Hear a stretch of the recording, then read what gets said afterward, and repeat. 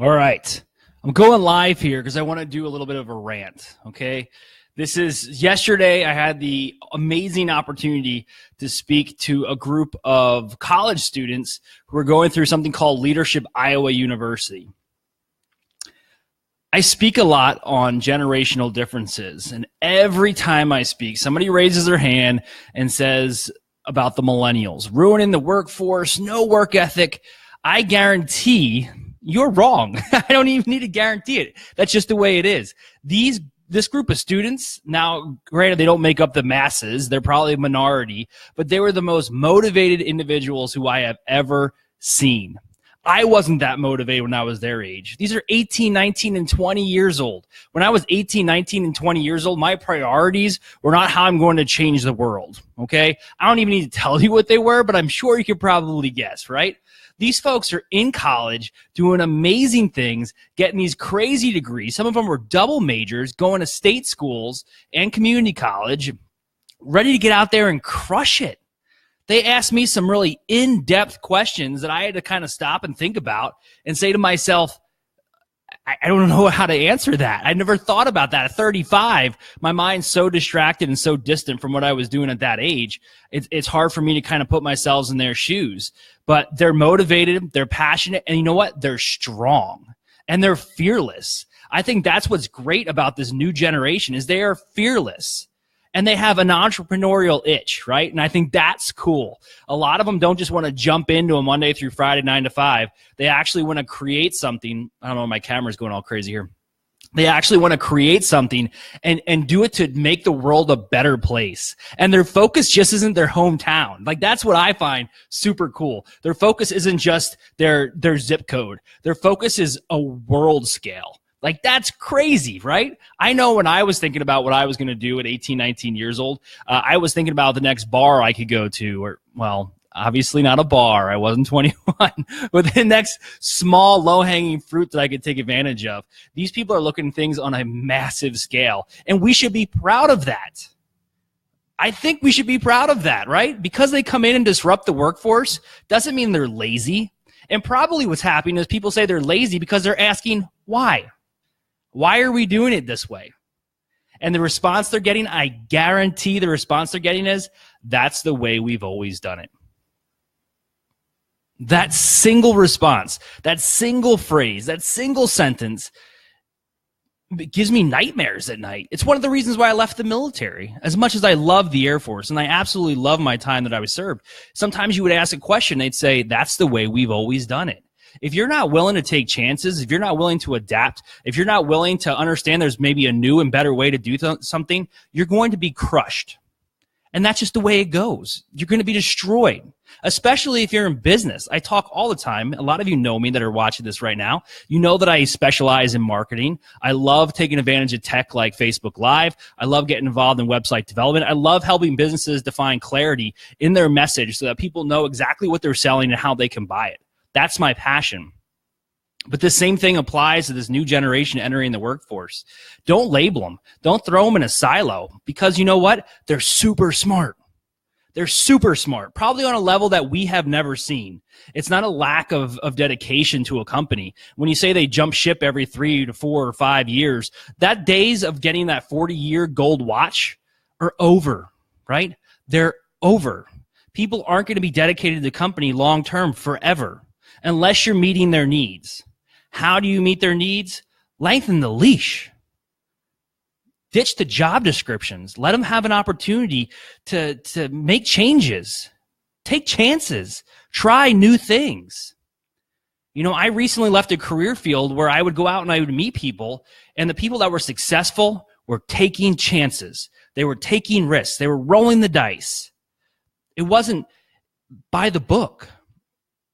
But that's what they had to do to change things. Yes, William Sadler says risk equals reward, and that is so true. It's 2017. Think about technology in the last, let's say, 50 years prior to today, how slow it adapted, right? But in the last 5 or 10 years, we've had a massive boom. Who would have ever thought? I know I didn't think when I graduated high school in 2000 that you could log on to a social media platform, hit play, and guess what? You were behind a platform. It was your own pulpit. Your voice was out there, and people would consider it not as gospel, but they would accept your opinion. People have done it all over the place. Gary Vaynerchuk has done. If you don't know who he is, search Gary V. People out there are just destroying the status quo, and I absolutely love it. And we can do the same thing right here in Clinton, Iowa. Just because we're a smaller riverside town doesn't mean that we have the same capabilities and the same access to technology like everybody else does. We just got to step up and do it. I was so just full of passion and life and hope for a prosperous future yesterday after speaking to these kids, because every once in a while I'll walk in there and think, okay, are they going to pay attention to me? Not only did they pay attention to me, they challenged me. Like, that's crazy. They challenged me. And I was talking on StrengthsFinder. And you don't know about StrengthsFinder. It's something that I specialize in. I love it because it teaches you that do what you're good at, right? Everybody's born naked and crying, right? But once we get to a point, there's things that we naturally do well. Don't ignore those things that you do well. And that's what I was telling these kids. Just because you do it well and it comes easy to you doesn't mean you shove it off to the side and say, well, that's just simple for me. That's somebody telling you something, right? Embrace that and run with it. That's what I love about strengths. The whole concept of strengths-based development. Leverage your natural talents to do amazing things. I meet people around here all the time, right? All the time. And they're out there doing amazing things. But they don't have a lot of self-confidence. Why? Because we live in a society where if you do something well, more often than not, somebody's going to come around and not tell you that you did a great job, but tell you what you could have done better. That's what I hate. I remember getting my performance feedback sessions when I was in the military, and they lasted probably about 45 minutes to an hour. And somebody would sit there for approximately 3/4 of that time and tell me what I needed to fix about myself, what I could have done better, what I needed to improve on. And then the last little bit, right? The last little 20, 25%, they tell me what I did well. Shouldn't that be reversed? I'm not saying we ignore our weaknesses, because there's things that we have to get better at, right? But learn to manage them. Simple. You suck at math, hire an accountant. You suck at marketing, hire me, right? There's things that you just have to acknowledge. I suck at this, and own it, because you're not going to change. You are who you are, no matter what you do. Now you can educate yourself and get better, but there's no way that I'm going to go play for the Chicago Bulls, no matter how hard I work for the next 5 or 6 years. If I dedicate myself every day to going out there and shooting hoops, I'm never going to be as good. I'll be a mediocre player at best. But there's things that I am good at. Public speaking is one of them. And I made a promise to myself that I was going to take every advantage that I had to get in front of people and speak. And today's one of those days. Just because I have a webcam sitting here in my apartment doesn't mean that it's not a stage, but there's an audience out there. There's people that are doing great things. I was so bummed when I had to take down the chalk up at Riverfront because kids were out there writing for a good time call, because I thought there was people out there that were taking that chalk and making amazing pieces of artwork. If only I could capture them when they were doing that and take a picture, put them in a little bottle, carry them around with me, and allow them to make just amazing art all over this community. How cool would that be? I don't know if you visited downtown Des Moines lately, but that is like a local artist mecca. Every piece of gray concrete is now covered by some amazing, colorful artwork. They have pianos at almost every single corner that are bolted to the ground. And a Sunday morning when I went to go speak, there was a group of 4 gentlemen singing gospel music at 9 o'clock in the morning at one of those pianos. And it was the most amazing thing. I just sat there and I watched them for about a half hour until I had to get to the venue where I was speaking at. I thought, how cool is that? Why can't we do something like that here in Clinton, Iowa? Buy a bunch of pianos, bolt them down, rather than ditching them in the landfill, pick them up at Bargain Bonanza or wherever they drop pianos off, bolt them to the ground, cover them up, and allow people to play music on the streets. People are awesome. People are beautiful. People are amazing. And I get just so revved up thinking about this stuff that I lose sleep sometimes. But Dan Collins said, haven't those that got watched for retirement lay the groundwork? Didn't our parents think the same thing about those of us that grew up in the 70s? Absolutely. I mean, that's the thing, is every generation, look at the hippies. Every generation kind of judged the generation that followed, right? And I'm only saying what I believe based on where I'm at 35 and what I'm experiencing now. I wasn't around back then. You know, I know the gold watch is something that I don't pursue, and maybe that goal is still out there living among these millennials. Maybe they want to give a business everything they have. But I think the question we don't often ask our employees is, what do you need from me, the employer, in order to be the best version of yourself? Often it's told to us what we need to do in order to give the business what they need from us in order to become profitable. But why don't we flip the script every once in a while and say, what can I do for you? Is it new tech? You know, is it some people just need to get 5 minutes of their boss's time every single day. Why can't we just give that to them? If that's what they need to be successful, give it to them. That's easy. That's low-hanging fruit, right? Just allow them to have that. Maybe there's some people out there like myself often need to be told you're doing the right thing. You know, I don't want you to come and drop sprinkle glitter on me every single day and have a parade in my honor. But every once in a while, we need to be told that what we're doing is the right thing.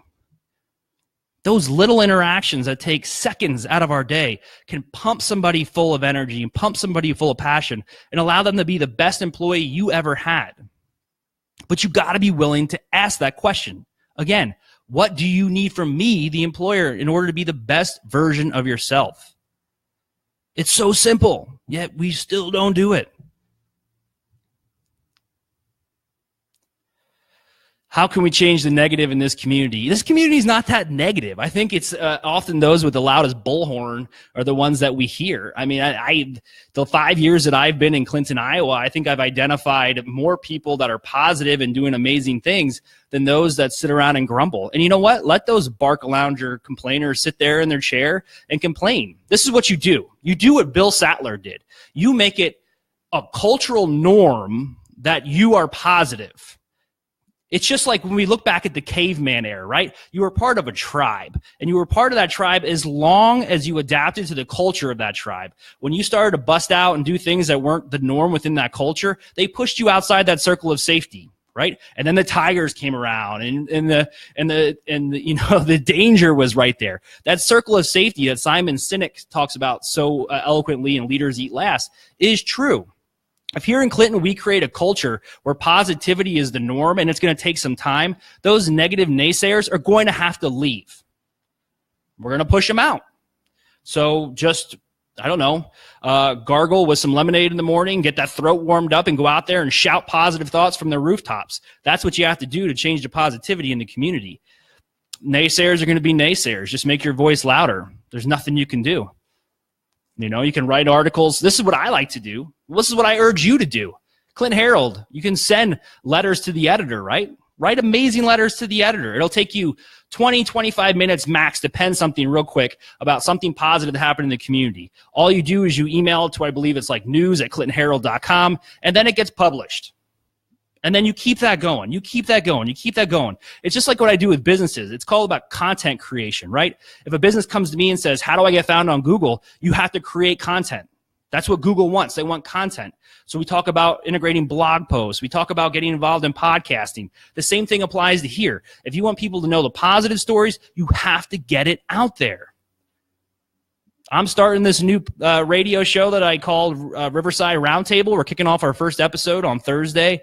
This coming Thursday, the 10th of August at noon to 1 o'clock, we're going to have Zane Pennock on from the City of Clinton Engineers Office, talking to us about the recent road construction, what's coming up, and also the hot topic of roundabouts. I want to give Zane a platform where he can share his thoughts internally from that office, right? We don't often hear from them outside of the council chambers. We're also going to have Ari Leverins on from the Convention and Visitors Bureau talking about the amazing things they've been doing. They got a new bike share project coming out where they're going to have bikes all over town that you can rent and go out and ride and get exercise and, you know, run around and get groceries or whatever. She's going to talk about the American Queen visit. So we just have to give people the platform to share these positive things. I'm getting tired. So I came back from the office and I just felt motivated. I mean, these kids really energized me yesterday. So I figured I'll go Facebook Live, see what happens here. And I appreciate everybody that's tuned in and watched me rant. If you have questions for me ever, and Dan knows this, hit me up on Facebook. Send me a message. I'm very quick to respond. I feed my oxygen is your questions. My oxygen is your ideas. My oxygen is your positivity. Because I'll be honest, sometimes when I don't get that, I get depressed. And that's a tough place. I call it the dark place, right? That's a tough place to crawl out of every once in a while. When you get into that funk where you just don't think anything in life can happen that's going to be positive.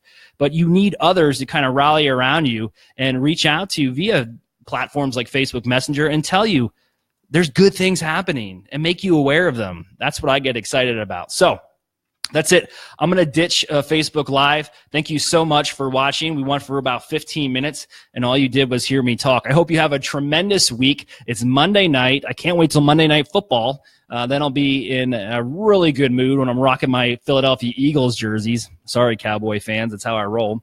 And I'm going to kick it right now and go eat some food and chill and relax and get pumped and well-rested for the rest of the week. All right, everybody. See you. Take care and God bless.